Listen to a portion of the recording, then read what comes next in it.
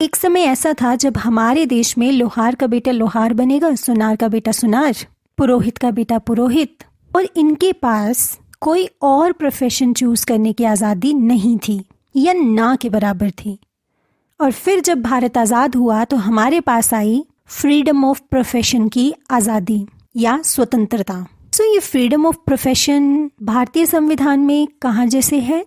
नमस्ते, हम पढ़ रहे इंडियन पॉलिटी और इंडियन पॉलिटी की सीरीज में हम पहुंचे हैं फंडामेंटल राइट्स वाले चैप्टर में, जिसमें हम पढ़ रहे थे आर्टिकल 19 ऑफ इंडियन कॉन्स्टिट्यूशन जो राइट टू फ्रीडम की बात करता है। Right to freedom actually Indian constitution में आर्टिकल 19 से लेकर 22 तक आता है। और आर्टिकल 19 देता है हमें 6 आज़ादियाँ: freedom of speech and expression, freedom of assembly, freedom of association, freedom of movement, freedom of residence and last freedom of profession की। बाकी 5 तो हमने पिछली छोटी छोटी वीडियोस में पढ़ ली थी।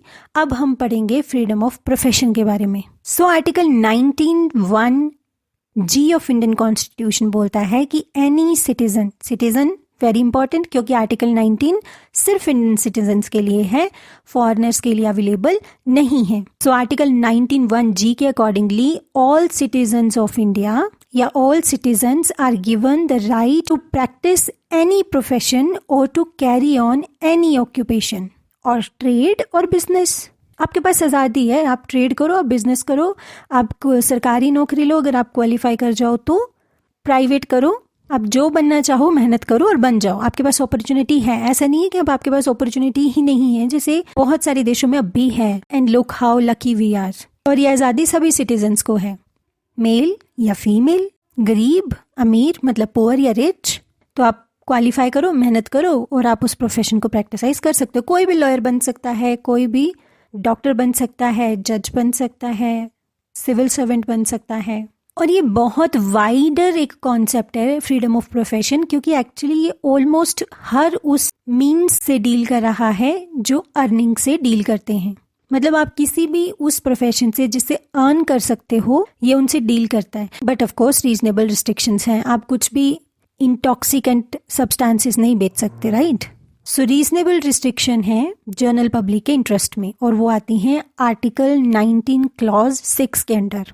पहली बात तो ये कि कोई भी वो ऑक्यूपेशन जिसमें प्रोफेशनल डिग्रीज चाहिए या टेक्निकल क्वालिफिकेशंस चाहिए, तो वो डिग्रीज करना, वो क्वालिफिकेशंस करना इंपॉर्टेंट है, नेसेसरी है। उसके बिना आप नहीं बोल सकते कि मेरे पास फ्रीडम ऑफ प्रोफेशन है। वो करो, क्वालिफाई करो और फिर जो प्रोफेशन से रिलेटेड है वो आप कर सकते हो। इसके अलावा यही नहीं है कि आप डॉक्टर, लॉयर ये सब खुद ही बन सकते हो। आप एक्चुअली ट्रेड कर सकते हो, इंडस्ट्री लगा सकते हो, बिजनेस चला सकते हो, आप सर्विस दे सकते हो, तो आप प्रोफेशन अपना चूज कर सकते हो। लेकिन ऑफ कोर्स आप उन प्रोफेशंस को नहीं कर सकते या वो बिजनेस या वो ट्रेड नहीं कर सकते जो इमोरल है। फॉर एग्जांपल, अगर आप ट्रेड कर रहे हो तो आप वस्तुओं का कर सकते हो जो रिस्ट्रिक्शंस के अंडर नहीं है। इंटॉक्सिकेंट्स का ट्रेड नहीं कर सकते, ह्यूमन ट्रैफिकिंग नहीं कर सकते, एक्सप्लोसिव्स का ट्रेड बिजनेस नहीं कर सकते, एनिमल्स का, ऐसी बहुत सारी चीजें हैं जो रिस्ट्रिक्टेड हैं, तो आप उनका ट्रेड नहीं कर सकते हैं।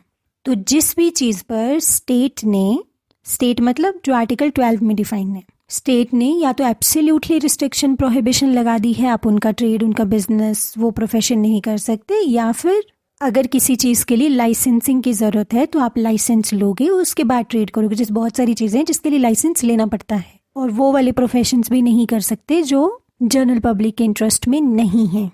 आई होप आप समझ पा रहे हैं।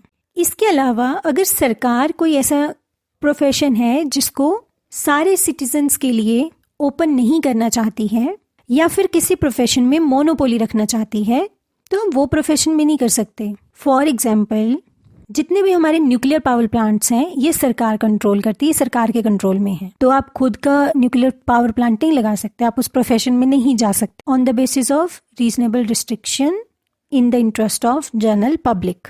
तो इस बात पे ऑब्जेक्शन नहीं किया जा सकता है।